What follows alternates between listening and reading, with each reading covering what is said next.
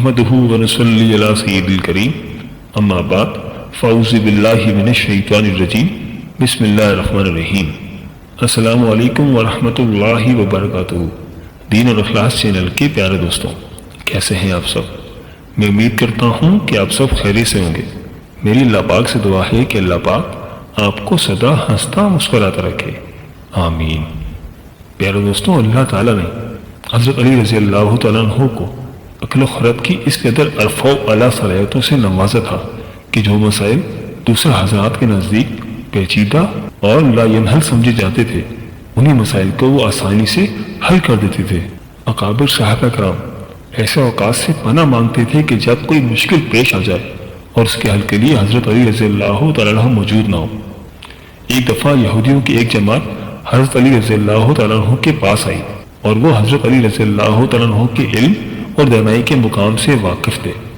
وہ نادان یہ سوچ کر آئے تھے کہ اگر کسی طریقے سے وہ حضرت علی رضی اللہ تعالیٰ عنہ کو علمی بنیاد پر شکست دے دے تو اس سے مسلمانوں کو شرمندگی ہوگی اور ہر طرف ہمارا ڈنکا بجنے لگے گا۔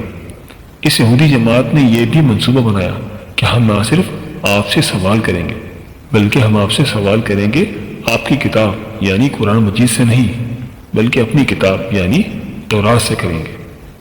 اس جماعت نے من ہی من یہ سوچ لیا تھا کہ اگر حضرت علی رضی اللہ تعالیٰ عنہ ہماری شرائط کے مطابق تورات سے جواب دینے پر راضی ہو بھی جاتے ہیں تو یہی ہماری جیت ہوگی۔ لیکن کیسے؟ پیارے دوستوں، یہودیوں کی اس جماعت کا ماننا کچھ یوں تھا کہ حضرت علی رضی اللہ تعالیٰ عنہ بہرحال حضرت محمد صلی اللہ علیہ وآلہ وسلم کے ماننے والے اور حضرت محمد مصطفیٰ صلی اللہ علیہ وآلہ وسلم پر قرآن پاک نازل ہوا، تو یہ بات ممکن نہیں کہ حضرت علی رضی اللہ تعالیٰ عنہ کسی صورت تورات کے سوالوں کا جواب تورات سے ہی دے سکے۔ پیارے دوستوں، یہودیوں کی اس جماعت کا سربراہ جس کا نام راس الجالوت تھا، اس کی زیر قیادت کی جماعت حضرت علی رضی اللہ تعالیٰ عنہ کے پاس آئی۔ راس الجالوت بولا، اے علی، ہم لوگوں نے آپ کے علم کا بہت چرچا سنا ہے۔ حضرت علی مسکرا کر بولے، تو کیا اس بات کی تصدیق کرنے آئے ہو؟ راس الجالوت بولا، ہم آپ سے چند سوالات کریں گے، آپ کو ان سوالات کا جواب ہماری کتاب تورات سے دینا ہوگا، اور اگر آپ نے سب کے سامنے ہمارے سوالوں کے جواب دے دیے تو ہم آپ کو باب العلم مان لیں گے۔ حضرت علی کرم اللہ وجہ الکریم نے مسکرا کر جواب دیا، میں فی الحال اس بات سے بالکل غافل ہوں کہ تم لوگ کیا سوالات کرو گے اور تم کیا سوچ کر آئے ہو۔ اگر میں تمہارے سوالوں کا جواب دینے میں کامیاب ہو گیا تو کیا تم لوگ دین اسلام قبول کرو گے؟ یہودی اس بات پر بھی آمادہ ہو گئے کہ اگر ان کے تمام سوالوں کا جواب انہیں تورات سے مل گیا تو وہ یہودی مذہب چھوڑ کر اسلام قبول کر لیں گے، اور یہ اس بات کی دلیل ہوگی کہ جن سے آپ نے علم سیکھا ہے وہ یقیناً اللہ کی طرف سے بھیجے گئے سچے نبی ہیں۔ پیارے دوستوں، اب تمام معاملات طے پا چکے تھے اور پورا مجمع خاموش ہو کر بیٹھ چکا تھا۔ سوالوں کا سلسلہ شروع ہوا۔ یہودی عالم راس الجالوت نے مجمع کی جانب دیکھا اور علم کے تغبر سے بھرپور لہجے میں سوال کیا، اے علی، یہ بتائیے کہ وہ کون سی چیز ہے جو خدا کے لیے نہیں ہے؟ یہودی یہ جانتے تھے کہ مسلمانوں کی کتاب میں درج ہے کہ ہر چیز اللہ کے لیے ہے، اور اس بات کا جواب حضرت علی کے لیے دینا ناممکن ہوگا۔ مجمع میں بیٹھ کر تمام افراد سوچ میں ڈوب گئے کہ بتائیں کہ وہ کون سی چیز ہے جو خدا کے لیے نہیں ہے۔ اس بات کا جواب حضرت علی رضی اللہ تعالیٰ عنہ کے لیے دینا ناممکن ہوگا۔ مجمع میں بیٹھے تمام افراد سوچ میں ڈوب گئے کہ کائنات کی کوئی ایسی چیز بھی ہے جو اللہ کے لیے نہ ہو۔ تب حضرت علی رضی اللہ تعالیٰ عنہ نے بغیر کسی توقف کے فرمایا کہ تم جاننا چاہتے ہو کہ وہ کون سی چیز ہے جو اللہ کے لیے نہیں ہے؟ تو اس کا جواب شرک ہے۔ اللہ ہر قسم کے شرک سے پاک ہے۔ تمام مجمع جو بیٹھا سن رہا تھا وہ بے ساختہ واہ واہ کے اٹھا۔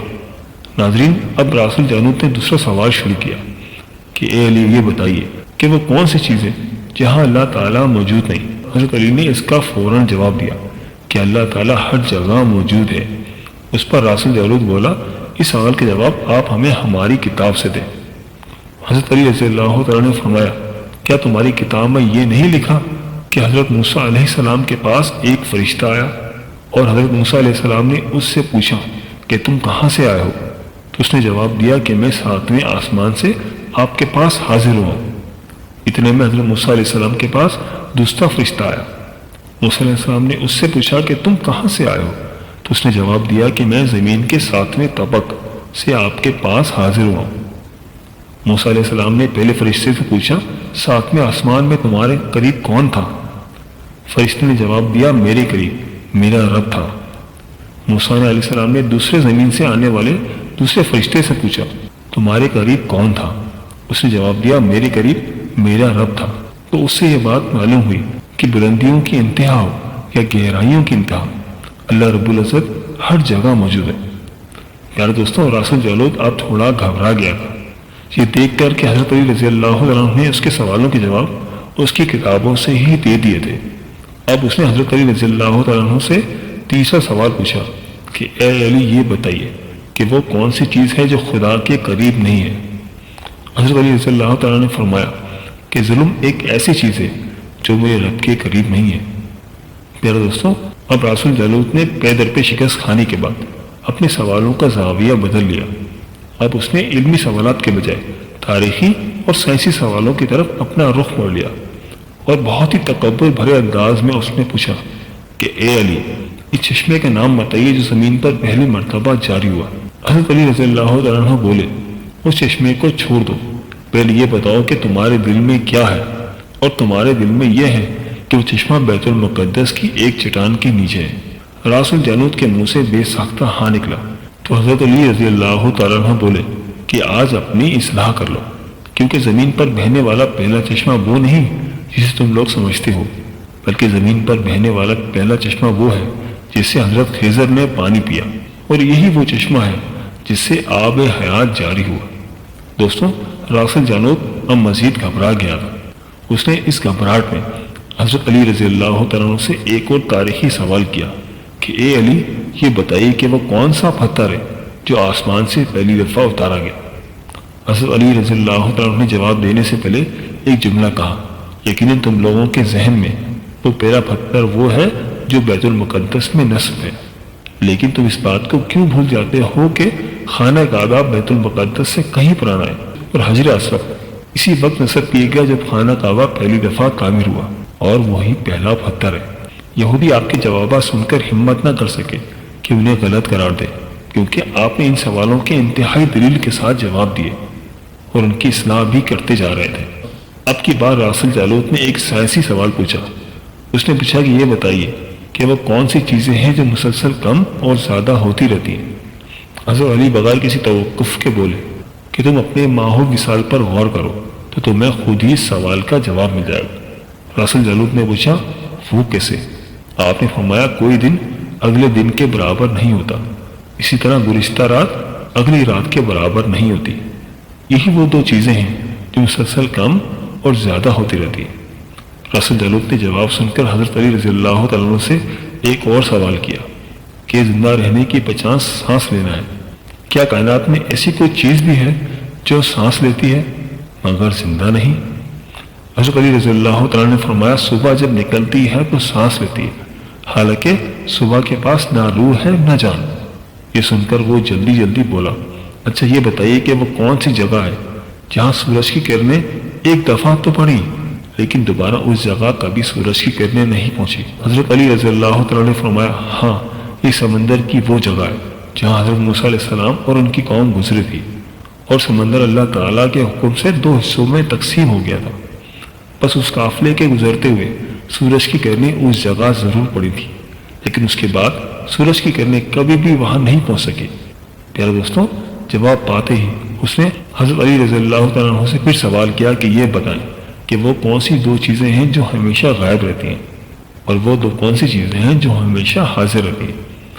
حضرت علی رضی اللہ تعالیٰ نے فرمایا آسمان اور زمین کی طرف دیکھو، یہ دونوں تمہیں کبھی غائب نظر نہیں آئیں گی، یہ دونوں ہمیشہ حاضر رہتے ہیں، اور موت اور زندگی کو ڈھونڈتے ہو تو تمہیں ان کے بارے میں کبھی پتہ نہیں چلے گا کہ وہ کہاں ہے اور کب آ جاتی ہے۔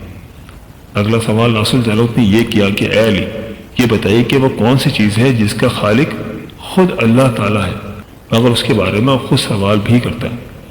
حضرت علی رضی اللہ تعالیٰ بولے موسیٰ علیہ السلام کے عصا کا خالق خود اللہ ہے، اور اس عصا کے بارے میں اس نے خود موسیٰ علیہ السلام سے سوال بھی کیا اور اس سے پوچھا کہ موسیٰ یہ آپ کے ہاتھ میں کیا ہے؟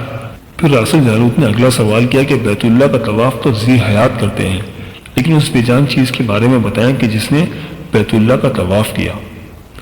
حضرت علی رضی اللہ تعالیٰ عنہ بلا توقف بولے کہ کشتی نوح ایسی بے جان چیز ہے جو طوفان کے دوران اس مقام پر پہنچی جہاں بیت اللہ ہے، تو اس نے اس کے ارد گرد 7 چکر لگائے۔ راسل جالوت نے باب العلم حضرت علی رضی اللہ تعالیٰ عنہ سے کئی سوال کیے اور تمام سوالوں کے جواب آپ نے بالکل ٹھیک ٹھیک بلا توقف دیے۔ تو مجمع میں بیٹھے ہوئے ایک یہودی بولا کہ حضرت، دنیا میں ہر شخص سوچ کے جواب دیتا ہے، لیکن آپ تو ہر سوال کا جواب بلا توقف دے رہے ہیں۔ حضرت علی رضی اللہ تعالیٰ نے اس سوال کے بدلے میں اس یہودی سے ایک سوال کیا کہ بتاؤ تمہارے ہاتھ میں کتنی انگلیاں ہیں؟ تو اس نے فوراً جواب دیا 5۔ حضرت علی رضی اللہ تعالیٰ نے فرمایا تو نے بھی تو فوراً میرے سوال کا جواب دے دیا۔ اس یہودی نے کہا یا علی، یہ کیسی بات ہوئی؟ مجھے معلوم ہے کہ میرے ہاتھ میں 5 انگلیاں ہیں۔ حضرت علی رضی اللہ تعالیٰ عنہ مسکرائے اور کہا مجھے بھی یہ سارے علم ایسے ہی معلوم ہیں جسے تجھے یہ معلوم ہے کہ تیرے ہاتھ میں 5 انگلیاں ہیں۔ یہودی نادان یہ نہیں جانتے تھے کہ باب العلم کے پاس کائنات کے رازوں کا علم ہے، لیکن جب انہیں تمام سوالات کے جواب بالکل ٹھیک ٹھیک مل گئے تو راسل جالوت سمیت تمام گروہ نے کلمہ پڑھ لیا اور سب کے سب دائرہ اسلام میں داخل ہو گئے۔ جی پیارے دوستوں، یہ تھی ہماری آج کی ویڈیو۔ میں امید کرتا ہوں کہ آپ کو ضرور پسند آئی ہوگی۔ اگر ویڈیو پسند آئی ہے تو ویڈیو کو لائک کر دیں اور اپنے دوستوں اور رشتہ داروں کے ساتھ لازمی شیئر کریں تاکہ وہ بھی اس سے فائدہ اٹھا سکیں اور آپ کو بھی صدقے کا ثواب مل جائے۔ اور دوستوں، ہمارے چینل دین الاخلاص کو سبسکرائب کرنا مت بھولیے گا، اس سے ہماری حوصلہ افزائی ہوتی ہے۔ اگر آپ ہم سے کسی وظیفے کا متعلق جاننا چاہتے ہیں تو مجھے کمنٹ کر کے ضرور بتائیے گا، مجھے آپ کے کمنٹس کا انتظار رہے گا۔ ملتے ہیں ایک نئی ویڈیو کے ساتھ، ایک نئے ٹاپک کے ساتھ۔ اللہ پاک آپ کی تمام مشکلات حل فرمائے اور اللہ پاک آپ کا حامی و ناصر ہو، آمین۔ اللہ حافظ۔